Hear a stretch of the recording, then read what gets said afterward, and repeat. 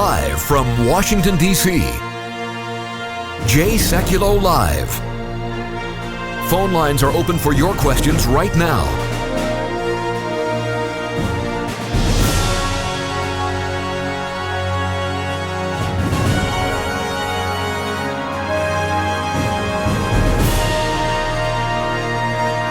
And now, Chief Counsel for the American Center for Law and Justice, Sekulow. Welcome everybody to Washington, D.C. We're at the steps of the Supreme Court of the United States for this very special program. Let me tell you something. I've walked up these steps a lot. I've argued a dozen cases at the Supreme Court of the United States in defense of religious liberty. There is a vacancy at the Supreme Court right now with the passing of Justice Antonin Scalia. By the way, Justice Scalia ruled with us every single time in every religious freedom case we had, whether it was prayer and Bible studies in schools, whether it was on the pro-life issue. Justice Scalia was always with us. Now, there's been a vacancy with his death, and now we have a replacement, a nominee, Judge Neil Gorsuch from the U.S. Court of Appeals for the 10th Circuit, an ardent defender of religious freedom and religious liberty. On this broadcast today, we're going to be talking with senators that are in charge of the confirmation process for this new justice to the Supreme Court of the United States, and we're going to talk about the central role of the Supreme Court of the United States and as it relates to the issues of religious freedom, religious liberty, the ability to worship, the issue of life. All of those issues will be discussed with members of the United States Senate, both in our offices and in theirs. So we're going to be going from the steps of the Supreme Court of the United States to our offices 1 block away from here to the Capitol to discuss all of these critical issues. Let's go to the first interview. Mr. Chairman, thanks for being with us. Really of course. I'm glad to be with you, and thank you for the good work your organization does. We've got a Supreme Court vacancy with the passing of Justice Scalia. We now have a Supreme Court nominee with Judge Gorsuch. You're the chairman of the committee that will determine moving him to the floor of the Senate. First, your sense of Judge Gorsuch, just what you've seen so far. Well, first of all, he was on a list of 11 that were put out way before we had a presidential election. And so having somebody selected off that list for 2 reasons. One, because you know they're strict constructionists of the Constitution, or a conservative, whatever you want to call it. But secondly, and maybe even more importantly, we have a president that delivered on a promise that he made in the election. Yeah. The judge is somebody who is very well qualified, fits into the pattern that everybody ought to want in a judge, somebody who interprets law and doesn't try to legislate. Yeah. To me, that's very important because my job is to legislate. Right. It's his job to find out, did I exceed the Constitution? Or if he's interpreting law, is he interpreting the law according to the intent of Congress? And you know, when he was speaking there at the White House, he said that it's his job to judge, not his job to legislate. So I appreciate somebody that respects the Constitution and the separation of powers. One of the big issues that the country has faced, and our audience that's watching right now face, and that's the issue of religious liberty. I know that's been an issue you've always been concerned with. And there's been a lot of cases at the Supreme Court in the last few years because of religious liberty and challenges to religious liberty. I think it'd be important for you as a senator, as the chairman of the Judiciary Committee, talk to our audience about the importance of religious liberty and religious freedom. Well, of course, it's one of the basic things that the Bill of Rights was set up for. Because you probably remember before the Constitution was written, at the time of the colonies, and maybe even under the Articles of Confederation, do you know that there was people of some religious faith that were actually being jailed for their religious faith? So it's a foundation of our country. It's a respecter of basic freedoms that we all ought to have. And quite frankly, there's a lot of cases that have been before the Supreme Court lately, a lot coming up, that we ought to think in terms of these basic respect of people's rights to believe what they want to believe or not to believe if they don't want to believe. I view this as, of course, as one of the fundamental issues the court faces. And the court has, as you just said, Senator Grassley, the court has had, over the last few years, some of the most significant religious liberty cases that have been dealt with in the court's history, including the Hobby Lobby cases, Little Sisters of the Poor. The idea, though, that it took going to the Supreme Court of the United States to protect the Little Sisters of the Poor, to protect the business of Hobby Lobby, to not violate their conscience, tells me that the court's role is very important here. Well, without a doubt. And we've seen some efforts of some people not to take into consideration people's religious beliefs or what the government can tell them to do or not to do. In fact, they shouldn't be telling them anything. Right. So walk everybody through the process. There's obviously, there's going to be months between nomination and confirmation. Yeah. What's the next thing that happens? I mean, how does your committee work for people to understand? I think it's important for people to understand the process. We've gone back through the pattern of that it's taken for other Supreme Court nominees, whether you have a Democrat president or a Republican president, approximately 6 weeks on average between the president making a choice and we actually sit down with the nominee before the committee. Right. And that 6 weeks may sound like a long time, and maybe it is a long time, but what we have in regard to Judge Gorsuch, we have about several dozens of cases that he's written. Served for over a decade, Several hundreds of cases that he's been involved in. And you need to have lawyers of both Republican and Democrat senators to thoroughly go through them, to vet them. I would want to do that myself before I make a decision. And then you also have the necessity of the nominee. He wouldn't have to do this, but it's a pattern that they've done it in the last 30 or 40 years. Go around, talk to everybody on the Judiciary Committee one-on-one in their office. And then in this day and age, I think a nominee, even as qualified as Gorsuch is, that he needs to go around and talk to senators that aren't on the committee. And hopefully he will find time and the necessity to maybe talk to 70 or 80 of the senators. So the personal side of this becomes important then, that engagement with the other members. Yes, and that's getting back to why I said about 6 weeks. By the time you vet him through his opinions and he goes around and talks to everybody, it's going to take a while. And it ought to take a while because this is a decision that's going to be made for somebody that's going to affect the country for the next 30 or 40 years. The Supreme Court, or all of our courts, are set up under Article 3, so you have lifetime appointments. So we give extra special care when you give somebody a lifetime appointment, because the only way they can be removed is by impeachment. The Constitution says advice and consent of the Senate. Explain to the American people, and you're the chairman of the Judiciary Committee, what that advice and consent means, the role of the Senate here. Well, first of all, advice is one thing, consent's another. So every member of the Senate has an opportunity to talk to the president ahead of time who they think should be on the Supreme Court, or the type of person that he should be considering. And I had that opportunity along with Senator Schumer, Senator Feinstein, me, and Senator McConnell to actually visit with the president. But everybody has an opportunity before. Now, once it's done, it's whether you're going to do one of three things. Are you going to vote yes and give consent? Are you going to vote no and not give consent? Or the Senate, under the Constitution, according to even Senator Reid, doesn't have to take any action whatsoever, but will be taking action this time. Judge Gorsuch, in your view, will become Justice Gorsuch? Oh, without a doubt. With his qualifications and everybody saying we need the best people to be on the Supreme Court, and we need people, particularly from the conservative point of view, we need people that are going to judge and not legislate. This guy fits that pattern. The only people that'll be against him are the ones that think that a justice on the Supreme Court ought to stretch the intent of Congress as far as they can, or stretch the Constitution beyond the original intent. And those are usually the people that want the court to do something they can't get the representative of this people, the Congress of the United States, to pass some laws. Then they want the court to step in and do that. That's not the court's job. That's the job of us. And you know why? Because the people on the Supreme Court have lifetime appointments. You can't vote them out of office if they legislate. The idea of a representative government is if you don't like what Congress does, you can vote them out every 2 or 6 years. Thank you, Senator. Glad to be with you. Thank you.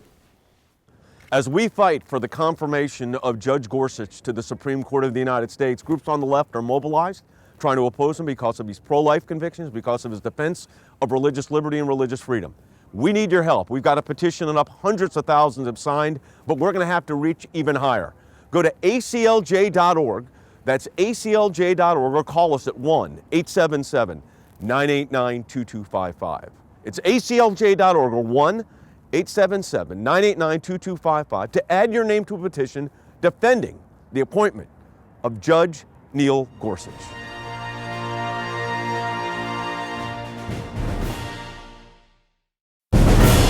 President Trump has fulfilled an important campaign promise to appoint a conservative nominee to the Supreme Court in the mold of the late Justice Antonin Scalia.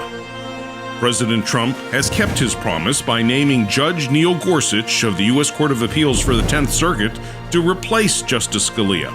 Judge Gorsuch is immensely qualified. He has a proven constitutional conservative record, but the left has begun a scorched earth campaign to defeat him. They don't want a proven conservative on the court. They will stop at nothing. The American Center for Law and Justice is mobilizing on Capitol Hill, demanding Judge Gorsuch's immediate confirmation. Stand with us in this critical fight. Sign on to our petition to confirm Judge Gorsuch to the Supreme Court. Call 1-877-989-2255. That's 1-877-989-2255, or add your name online, aclj.org.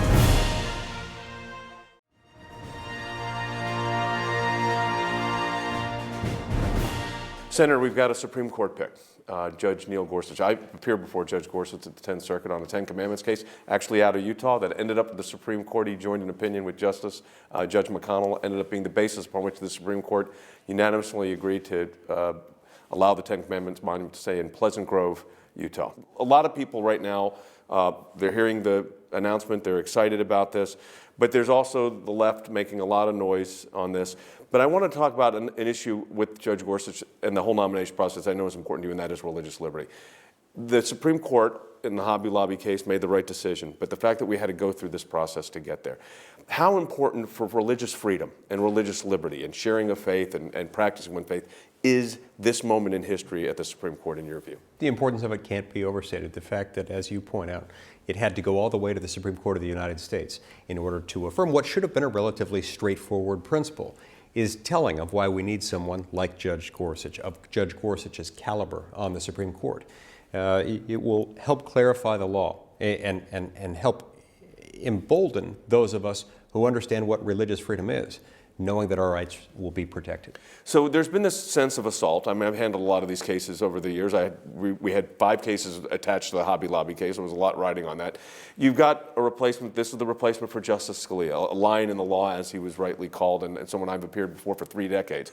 Are you concerned at all about what we're hearing from the left? There talks about a filibuster. I can't imagine how you could filibuster someone of Judge Gorsuch's credentials, but what are you hearing from your colleagues? What's your sense of this moment?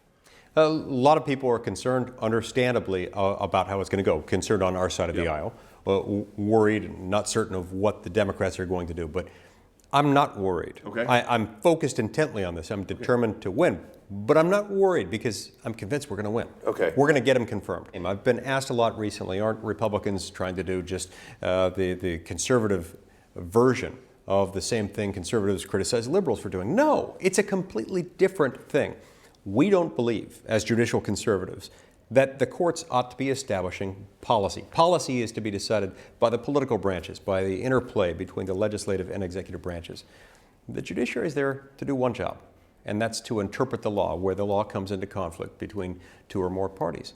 And when we have that different perspective, we can help clarify to the public why the public, whether you're talking to a liberal or a conservative, they shouldn't worry about this pick. This pick is there simply to interpret the law for what it says. So when we look at the religious liberties issues again, which is a hallmark of what I've been doing for a long time, and I know an issue of very serious concern for you, as I said in the beginning, there's this sense that it's been under siege because you had to go to the Supreme Court of the United States for what was basically a very simple proposition, but a very closely divided court. So we've got a nominee now for Justice Scalia's seat, so it doesn't really ideologically shift the court. It'd be the same balance we have next. But there's going to be another vacancy down the road. That battle will be another big one as well. I mean, who will determine that when it happens? But for the American people that are watching this broadcast right now, you're a distinguished member of the United States Senate, but the court also plays a big role in everybody's lives. How important is this moment in history for the Supreme Court and for the country? Well, it's really, really important, so important that I can't quantify it. If it were on a scale of 10, I'd put it at 10. Yeah.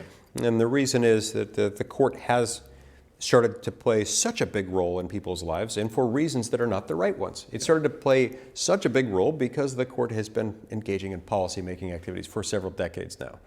What we want is for the court to be there to interpret the law so that the law is followed. But ideally, it shouldn't be changing the law. It should just be interpreting the law based on what the law already says. Is your sense, give me your sense of how this process is going to play out. I mean, we're talking weeks till hearing. What's your sense between now and hearing date? What do you expect to see? The modern historical average is 74 days from nomination to confirmation. The modern historical record is 50 days from nomination to confirmation. That latter example was in the case of Justice Ruth Bader Ginsburg, 50 days. Right. I hope that we don't exceed the modern historical average. There's no reason I can see why Judge Gorsuch should take any longer than 50 days to confirm, any longer than Justice Ginsburg took to confirm. There has been this talk of this, the so-called nuclear option, that the 60 rule would have to go if there was a serious filibuster. That's a risky move for the Democrats as well, to push it to that point. What are you sensing from your colleagues on both sides of the aisle on this? I mean, I believe that Judge Gorsuch is going to be Justice Gorsuch and confirm without having to do that. But if that issue were to arise again, and we're faced with that situation, what's your sense of where it goes? Would the Democrats filibuster another one justice that would be like Judge Gorsuch? Would they take that risk? Yes, they would. It appears that they're going to. Okay. You have to remember, it takes only one senator to decide to filibuster. It takes only one senator to decide that in light of a filibuster, it's going to take 60 votes to bring debate to a close. But what's less clear is whether we'll have the 60 votes to get there. I think it's entirely possible that we could get to 60 votes to end debate. And if that's the case, we don't have to worry about going nuclear. We don't have to worry about the whole question because we've got it done. We can get them confirmed just fine. Yes. If, however, the plan we can't, B. Yeah, if we can't, we're still going to get them confirmed. That doesn't necessarily mean that we're going to go nuclear. Right. It could just as easily mean that we'll utilize another tool of getting there. There are other tools, including the fact that we've got Rule 19, the two-speech rule. You stay in the same legislative day. Once every senator who wishes to speak on the nominee has had the chance twice to do so, the cloture becomes irrelevant, and you proceed immediately to the floor, to the final vote. The Supreme Court, we talked about this in the beginning, the Supreme Court's role in America's public life has changed over the years, and it's become more involved, for good or for ill. But as you look at this moment with a transitioning court, a new presidency, a transitioning court, how important is it for the American people to understand what's at stake? No, it's really important because, and I want to be clear in what I'm saying. I'm not saying that the Supreme Court's not important. I'm not going to pretend that what the Supreme Court decides doesn't have significant implications for the American people. But I'm saying if the court is doing its job correctly, if it's focusing on the right things, it doesn't have to become the politically charged morass that it has become in recent decades. Ultimately, the court has one job, and its job is to interpret the law and decide which party to a dispute has the better of the two legal arguments. There are so many cases that are affected by that precedent once it's set by a decision that every American really ought to be concerned about this. Every American ought to want to have someone like Judge Gorsuch on that bench so that laws can be interpreted based on what they say rather than on the basis of what individual law professors or scholars or jurists wish the law said. As we fight for the confirmation of Judge Gorsuch to the Supreme Court of the United States, groups on the left are mobilized, trying to oppose him because of his pro-life convictions, because of his defense of religious liberty and religious freedom. We need your help. We've got a petition up, hundreds of thousands have signed, but we're going to have to reach even higher. Go to aclj.org, that's aclj.org, or call us at 1-877-989-2255. It's aclj.org, or 1-877-989-2255 to add your name to a petition defending the appointment of Judge Neil Gorsuch.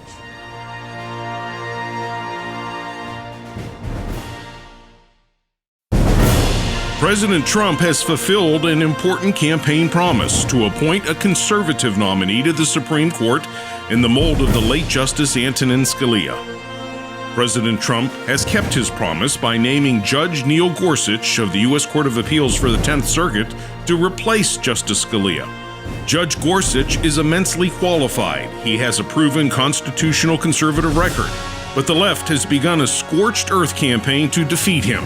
They don't want a proven conservative on the court. They will stop at nothing. The American Center for Law and Justice is mobilizing on Capitol Hill, demanding Judge Gorsuch's immediate confirmation. Stand with us in this critical fight. Sign on to our petition to confirm Judge Gorsuch to the Supreme Court.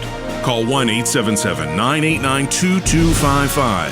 That's 1-877-989-2255 or add your name online, aclj.org.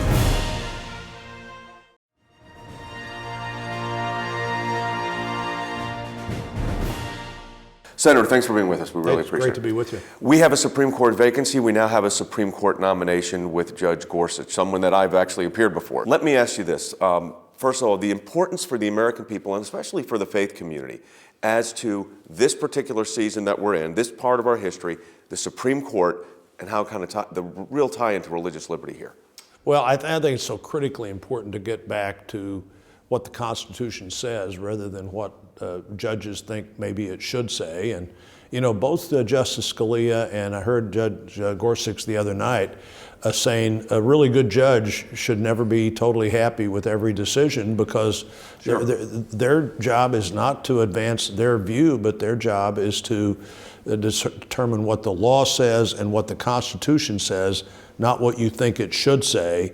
And he is extraordinarily good at explaining that position and defending that position. And I think he's going to be a great addition to the court. He will be confirmed and hopefully will serve on the court for a long time. So we've got the vacancy. Yes. There are groups on the left of the political center that are aggressively trying to derail it. You had immediately after the announcement, no Roe, no go. That was coming from Planned Parenthood. You had Nan Aaron's Alliance for Justice. This is a horrific Supreme Court nominee. Then you look at the background of this judge, Harvard Law School, Columbia undergraduate, PhD at Oxford, served for 10 years now, over 10 years on the 10th Circuit, was in the Justice Department, was in private practice.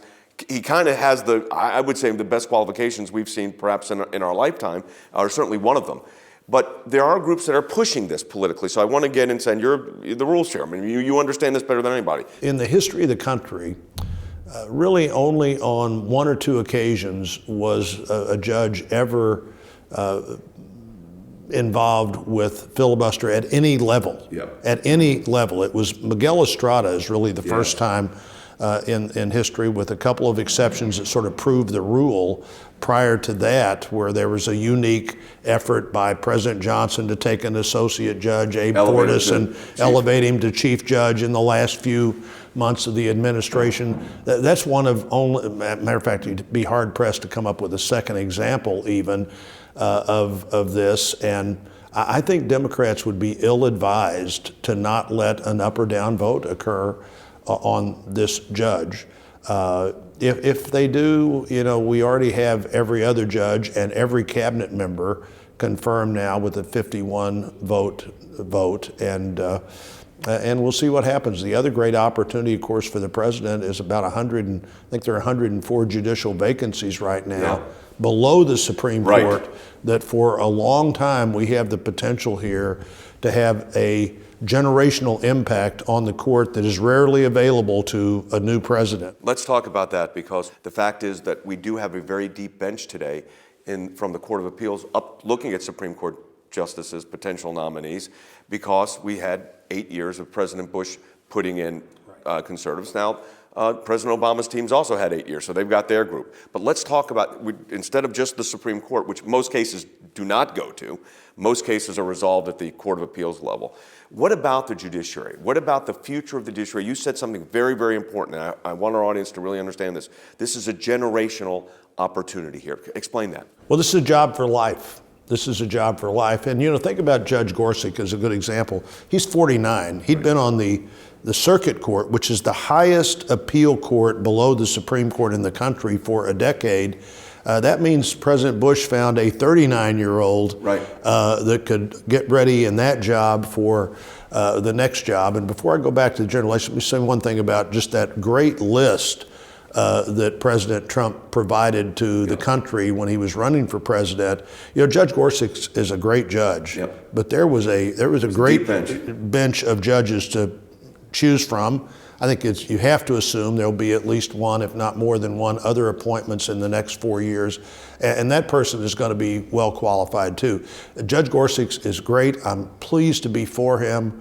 But I could have been for any number of the people, if not the whole list, probably the whole list. I think I that was appeared out there. Yeah, I think I appeared before 11 of the 21. So I've had, So these were, and they were, as you said, they were great judges. What we don't want to do is let ourselves be talked into a sense, well, this is a one-time case where this guy is so good that there's a whole new set of standards for him, and the next judge is going to be the big fight.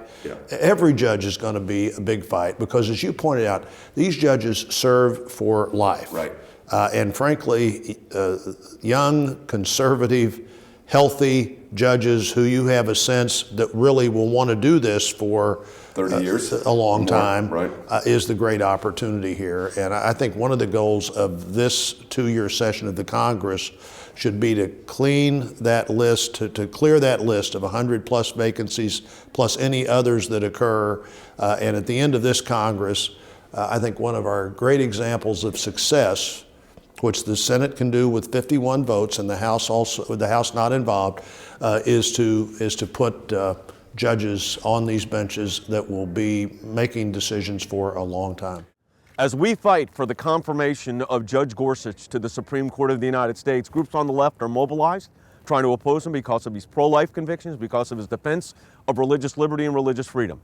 We need your help. We've got a petition up, hundreds of thousands have signed, but we're going to have to reach even higher. Go to aclj.org, that's aclj.org, or call us at 1-877-989-2255. It's aclj.org or 1-877-989-2255 to add your name to a petition defending the appointment of Judge Neil Gorsuch.